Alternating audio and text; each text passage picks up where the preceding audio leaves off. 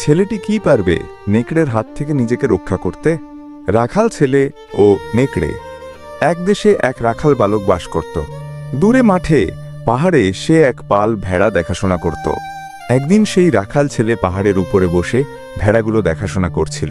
একাকিত্বে বিরক্ত হয়ে সে একটু আনন্দ পাওয়ার আশায় জোরে চিৎকার করে বলল, নেকড়ে নেকড়ে, বাঁচাও বাঁচাও। ভেড়াগুলোর পেছনে নেকড়ে পড়েছে, ভেড়া তাড়াচ্ছে, খেয়ে নিবে সব। গ্রামের লোকজন ছুটে এলো পাহাড়ে নেকড়েকে তাড়াতে, কিন্তু তারা সেখানে গিয়ে দেখে কোনো নেকড়ে নেই। তাদের মুখে ছিল রাগ আর বিরক্তি।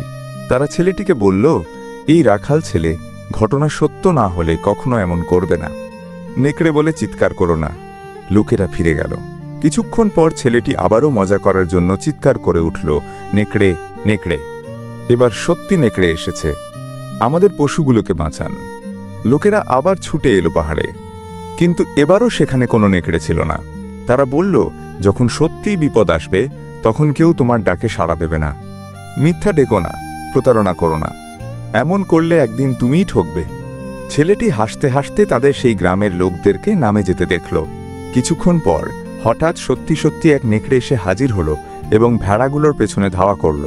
ছেলেটি ভয়ে পালিয়ে গেল ও গ্রামের মানুষদের সাহায্যের জন্য ডাকতে ছুটল, কিন্তু কেউ তার কথা আর বিশ্বাস করল না, কারণ সবাই ভাবল সে আবারও মজা করছে, মিথ্যা বলছে।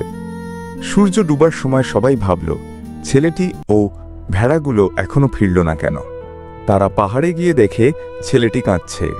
সে বলল, এবার সত্যি সত্যি নেকড়ে এসেছিল, ভেড়াগুলো তাড়া করেছে, সব ছড়িয়ে পড়েছে ও পালিয়ে গেছে। আমি গ্রামের সাহায্য চেয়েছিলাম, কিন্তু কেউ সহযোগিতা করতে এলো না।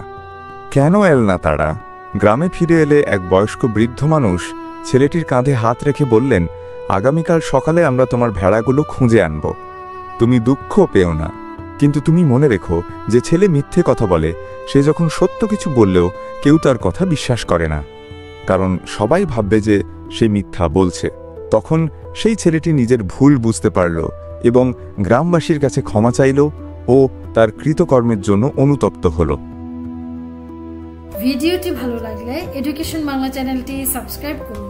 নিয়মিত ভিডিও পেতে বেল বাটনটি ক্লিক করুন।